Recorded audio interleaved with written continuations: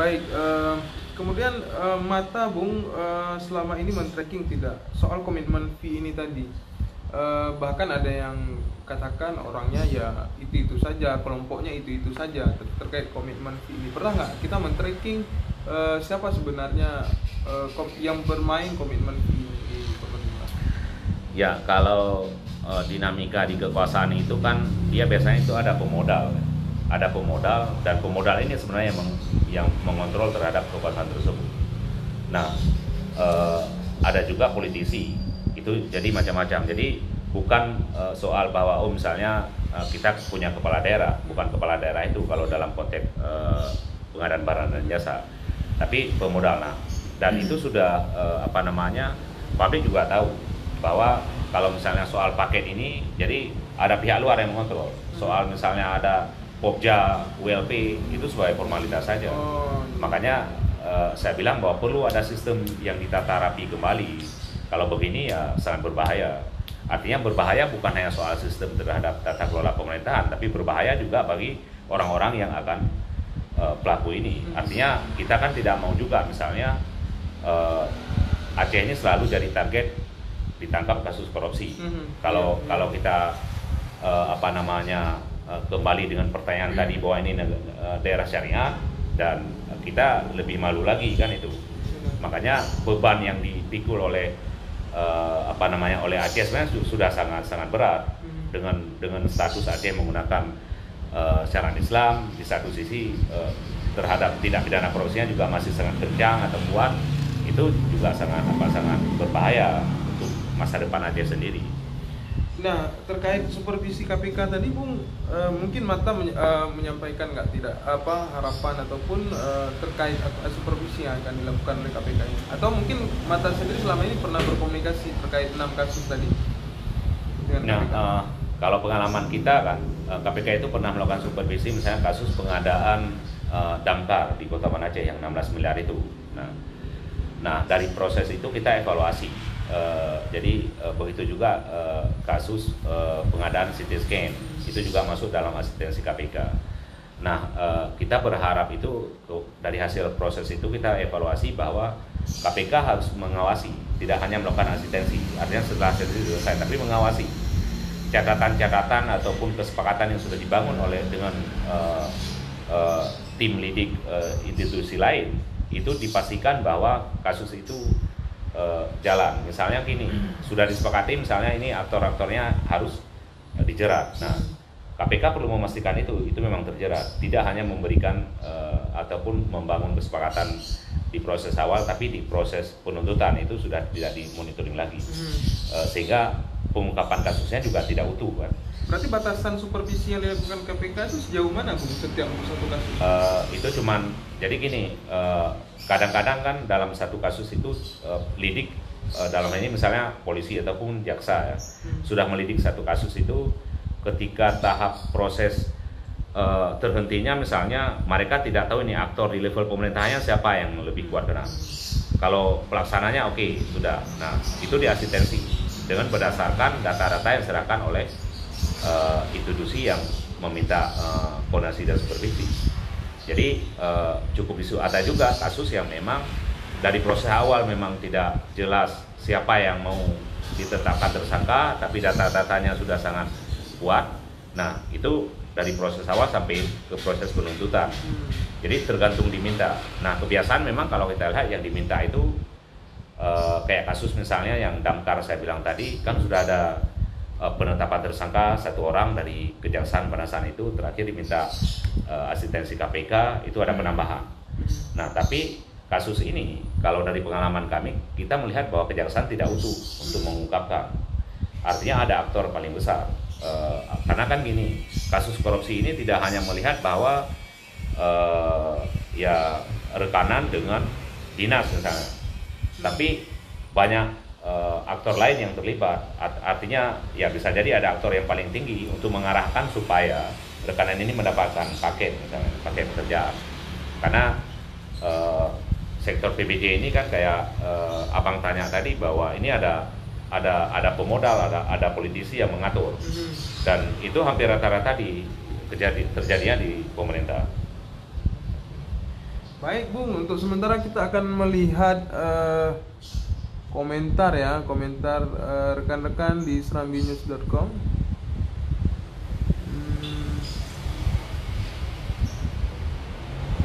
Dari Julian Wright, koordinator mata Pak Alfian. Ya, ini ada bernada tudingan juga nih Bung. Makin banyak LSM anti korupsi, makin subur korupsi. Ini sebenarnya bisa ditanggapi nggak Bung? Ya, kalau ini kan gini, kalau kita lihat kan di sejarah di Indonesia ya, sejarah masa Orde Baru. Nah, masa Orde Baru ini kan korupsi nggak pernah terbongkar. Nggak pernah terbongkar, tapi korupsinya sudah sangat mengakar. Malah sudah dibudayakan di birokrasi pemerintah pada saat itu. Nah, setelah pasca reformasi 98, nah salah satu agenda mahasiswa pada saat itu menyuarakan untuk runtuhnya rezim Orde Baru itu adalah soal korupsi, yang selamanya sebelumnya nggak berani diungkapkan karena itu dibungkam. Nah, makanya dalam konteks alam demokrasi sekarang ini kan bebas, siapapun bisa ngomong. Artinya gini, mulai kasus korupsi dana desa, masalah terjadi pengutipan uang ilegal di sekolah, terjadi ya istilahnya terjadinya nepotisme dalam pemasukan rekrutmen tenaga kerja misalnya, ataupun di PNS, baik itu di kampus sampai pada korupsi yang paling besar di level pemerintah. Ini kan siapapun bisa ungkap hari ini. Artinya bukan hanya sekedar kita melihat bahwa artinya secara ininya korupsi, bahwa kita tahu sekarang semua sektor sudah terkena virus korupsi.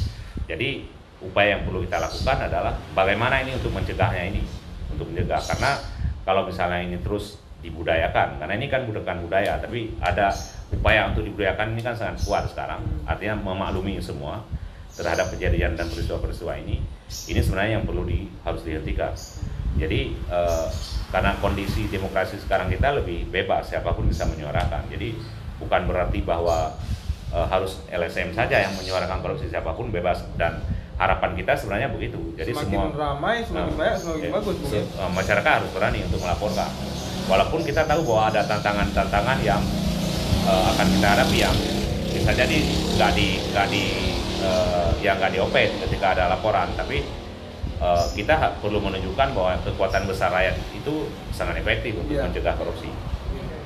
Begitu ya Pak Iskandar Raja, artinya Mata sendiri memang bekerja juga atas nama rakyat ya.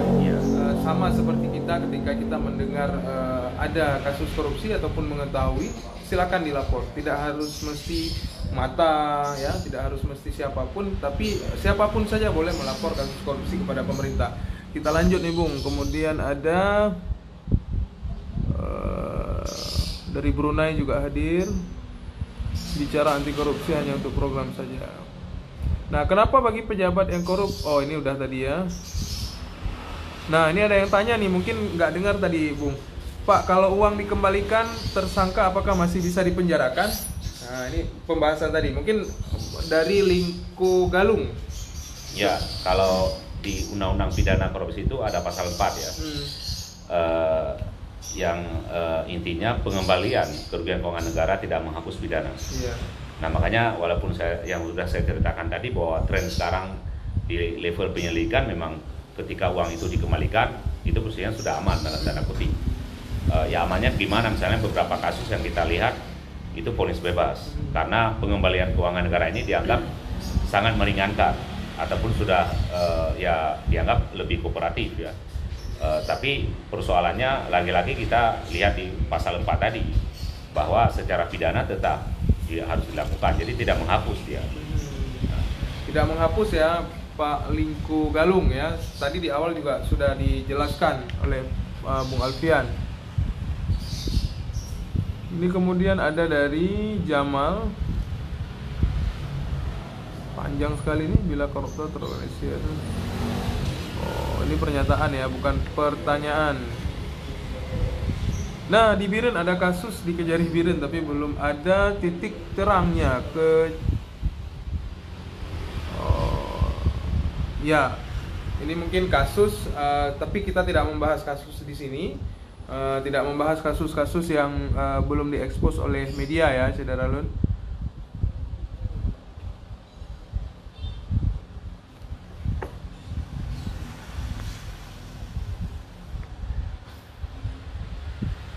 Bagaimana desain makelar kasus untuk membuat kasus itu mangkrak atau dihentikan baik dengan cara mudah atau rumit? Kasih satu kasus besar yang ada di Aceh. Bagaimana desain makelar? Desain makelar ini bang, sehingga katanya dari kasus mudah dijadikan rumit seperti yang kita bahas tadi. Artinya nih Bung ini menanyakan makelar ataupun tim yang membuat ini pemain. Ya. Bagaimana cara mereka bekerja nih Bung? Ya sebenarnya kan kalau semua kasus itu kan punya makelarnya, ya punya. Nah yang perlu dipahami kan ketika political will pimpinan salah satu institusi negara dalam penegakan hukum kuat, saya pikir ini tidak akan rumit. Karena kan rumitnya kan gini, ketika misalnya pengalaman yang sudah misalnya ada aktor yang paling besar ini nggak bisa disentuh karena aktor ini punya akses kemana-mana. Dan akses ini juga paling lemah kan dia berkomunikasi dengan pimpinan institusi tersebut supaya ini jangan disentuh atau segala macam, dan ini kan sudah menjadi dinamika. Jadi sebenarnya nggak ada rumit, cuman persoalannya itu adalah soal melindungi soal kepentingan ini, sehingga ini yang akan terjadi. Makanya kalau kita lihat kenapa misalnya KPK lahir itu akibat ketidakberdayaan di tahun 2003 pada saat itu polisi dan jaksa untuk mengungkapkan kasus-kasus besar di Indonesia, makanya KPK dibentuk. Nah, artinya prosesnya memang sudah sangat lama, istilahnya sudah mengakar. Jadi kalau kita lihat mafia kasus ataupun mafia peradilan itu memang tiap kasus pasti ada, tapi tergantung kan kadar terhadap kasus besar atau kecil. Jadi kalau kita bicara mafia, ya itu selalu ada ya. Jadi makanya ini sebenarnya juga menjadi tanggung jawab kita ketika misalnya mafia kasus ini tidak diawasin oleh masyarakat, ya mafia akan lebih leluasa. Tapi kalau ada diawasin, ini ruangnya agak sempit ya. Oke, masih banyak sebenarnya pertanyaan Bung di kolom komentar, cuman karena mengingat waktu. Tapi saya ada pertanyaan satu lagi Bung nih, terkait karena kita baru saja memperingati Hari Damai ya. Kita sudah 15 tahun dan sejak 2008 kalau nggak salah punya Aceh mendapat kucuran dana yang cukup besar dari pemerintah pusat, yaitu dana otonomi khusus, sama seperti Papua ya. Dan hingga saat ini Bung bisa disebutkan nggak secara umum mungkin berapa sebenarnya jumlah dana otsus yang telah kita peroleh untuk Aceh saat ini? Ya kalau untuk tidak masuk tahun 2021 ya, kalau sampai tahun 2020 ini sebesar 73,3 triliun. 73,3 triliun. Ya, itu dari 2008 sampai 2020. Jadi dana otsus ini dipergunakan untuk sektor infrastruktur, kesehatan, pendidikan, percepatan pemberantasan kemiskinan, khususnya di Aceh. Dan itu untuk sektor budaya dan juga keistimewaan Aceh. Ekonomi tidak ya? Ekonomi masuk. Oh, masuk juga. Masuk ya. Nah, kalau Mata sendiri melihat 73, sekian triliun kan jumlah yang sangat besar nih, Bu. Tapi Aceh saat ini sudah representatif tidak dari anggaran yang kita dapatkan tersebut? Atau ini sebenarnya siapa nih pemainnya dalam anggaran besar ini? Ya, pemainnya sebenarnya kalau kita melihat aktor kan ya ada di level birokrasi pemerintah ya, ada di level DPR, ada juga elit-elit politik, ada juga pemodal. Jadi sebenarnya kalau dalam konteks besarnya itu kan ya ada pengusaha ataupun pemodal, ada birokrasi pemerintah, ada elit politik. Jadi cuma 3 dia yang menguasai anggaran besar ini. Jadi artinya pemerintah ini kan kalau kita lihat ya memang ya ada gubernur, ada bupati, ada wali kota, tapi kan yang paling bahaya ini kan soal pemodal ini. Ya pemodal ini mananya ya mungkin mulai dari sejak dia mencalonkan diri, dia yang support anggaran, dananya itu kan sudah jadi rahasia umum. Jadi memang sehingga ya mudah untuk dikontrol. Jadi seluruh kebijakan anggarannya dia yang atur. Tapi begitu mudahnya Bung dia mengatur ini semua, berarti dia aksesnya bukan hanya di provinsi dong berarti. Ya, makanya kan, karena kan gini, kalau catatan kami ya secara umum di Aceh, kalau misalnya polisi, jaksa ya, kita jangan bilang KPK karena kantornya jauh dari Aceh ya. Mereka hampir semua itu tahu tiap-tiap kepala daerah itu ada potensi kasus. Nah, kalau misalnya mereka bertindak, ini akan kena kan. Nah, makanya kepala daerah itu juga membangun akses sendiri, dia membangun akses yang memang punya akses, karena semua kebijakan kita kan di pusat. Walaupun Aceh punya keistimewaan, tapi secara terutama dalam proses penegakan hukum itu pengaruh kalau ketika mereka pegang pusat. Jadi dinamika yang segitiga emas tadi yang saya bilang itu ya kalau saya bilang lingkaran setan itu memang bukan hanya di Aceh, hampir seluruh Indonesia kalau kita cermati dari pengungkapan kasus, terutama dari KPK ya. Jadi ada pengusaha, ada birokrasi, ada politisi. Jadi kenapa ini bisa misalnya terus berulang dan terus bisa menguasai? Karena kita tahu juga bahwa soal kesadaran publik, kesadaran bukan hanya soal cukup hanya berdiskusi, tapi kesadaran untuk aktif, untuk mempertanyakan, untuk terlibat di proses perencanaan, sehingga ruang jahat dalam tanda kutip ini akan sempit. Jangan kemudian kita berkoar-koar ketika anggaran itu sudah dibalap ya. Sudah diambil ya. Oke, Saudara Lun, mungkin kita sudah hampir 1 jam kita ngobrol dengan Bung Alfian ya. Beliau sangat menguasai bagaimana kasus-kasus yang mangkrak dan mengetahui detail juga bagaimana anggaran-anggaran yang memang digelapkan oleh para pemain. Terima kasih Bung atas waktunya. Semoga sehat terus. Saudara Lun, saya Suburani undur diri ya. Insya Allah kita akan jumpa lagi dalam tema yang berbeda. Tetap berada di channel serambinews.com, di fanpage khususnya, dan ada juga di Serambi on TV. Insya Allah ke depan akan ada tema-tema lain yang akan dibahas dalam podcast harian Serambi Indonesia. Terima kasih. Assalamualaikum warahmatullahi wabarakatuh.